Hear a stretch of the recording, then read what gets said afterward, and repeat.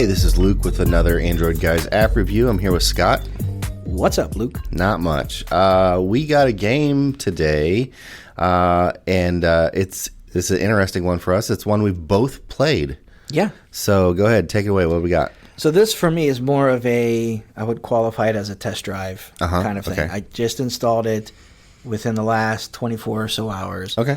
But I've played it, I would say, maybe 2 hours already in the game.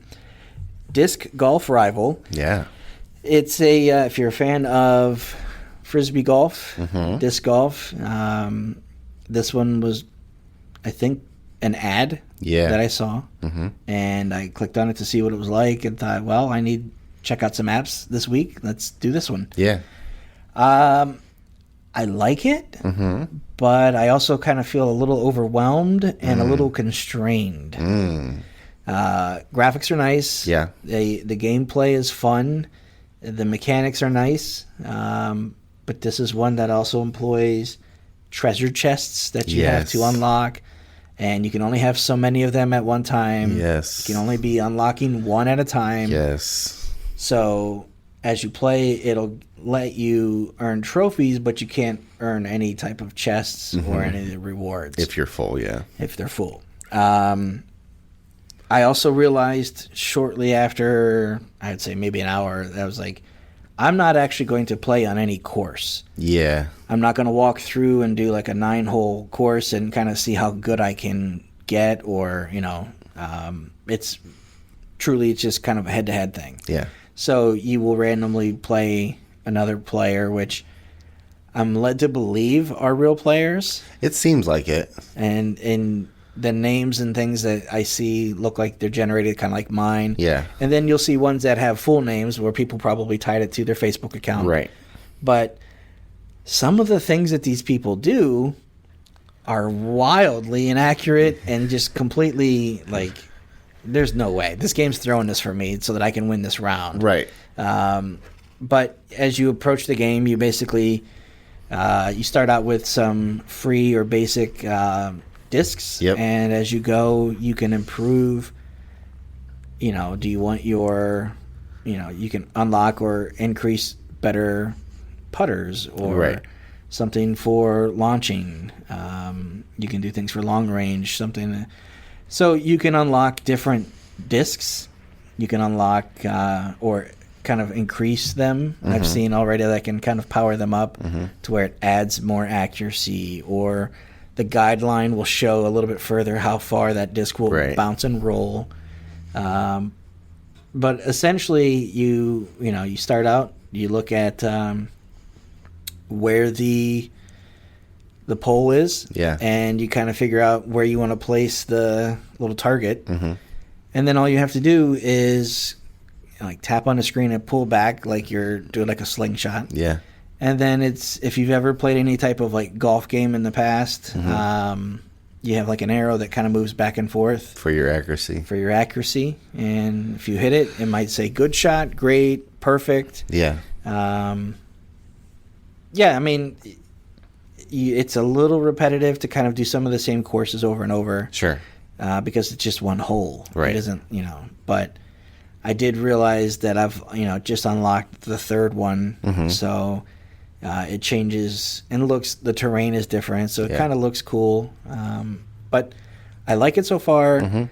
But I feel like the game really wants to encourage me to put some money into it so that I can kind of like speed along my progress. Right.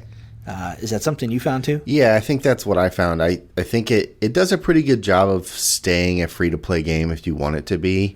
You just know that you're going to be, only as good as the time you're able to put into it. Yeah. If you want to be, and if you're playing against all kinds of people. And I do think it's a real people because there are in-game, there's not really a chat function, but you can kind of send out good job or little angry emojis, faces or something like that. So there is some real-time interaction, it seems like, which is kind of cool. I like that because it makes it feel like, you're actually – I like playing against real people. If I'm going to play online, I want to play against real people. Right. But, yeah, you're only allowed so many I think it costs credits to play certain courses or do certain things, and you only have so many. And when you get more by unlocking chests, and when a chest takes an hour to unlock, or 3 hours, or 12 hours, you only have so much that you can play, and that other stuff refills, I think, over time too. But I found myself when I would play it, I would play these little sessions, and then I would stop playing because I just couldn't go any farther. Yeah. Not because I necessarily wanted to stop playing.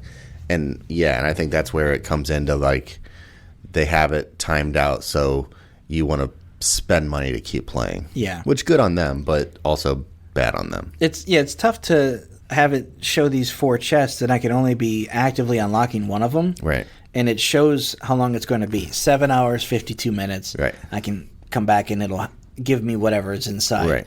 But I can also just throw some gems at it and do that now. Like, well, I got to go to the shop and buy gems. Right. So I'm throwing real money at this thing to speed up.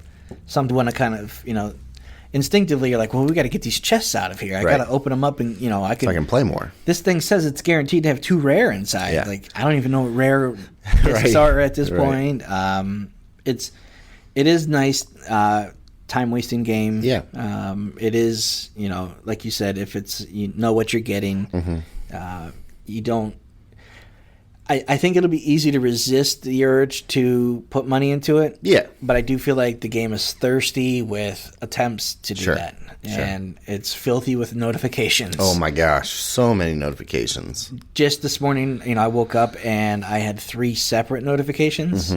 Which is unlike most apps where you just have the one most recent. Yeah. This was 3 separate notifications for the game to come back, and you have chests to unlock. Yeah. Like, I know, bro. Yeah. Just pump the brakes there, guy. Yeah. But if you're a fan of disc golf, it's kind of fun. Yeah. And it gives you the ability on your shots. You can, add curve, or you can add a little bit more roll or spin to be able to do stuff, and it feels like not just this is how far you can go and can you hit it straight. It's you can try and do different things if you want. I got my first hole-in-one today. Hey, already. All right. It bounced and rolled and hit the bottom of the pole. Nice. Counts as a hole-in-one. So, right. Yeah. So Disc Golf Rival, I would recommend, cool. But I would also just qualify that for people if they want to check it out. Yeah, awesome. All right, thanks, Scott. Thanks, Luke.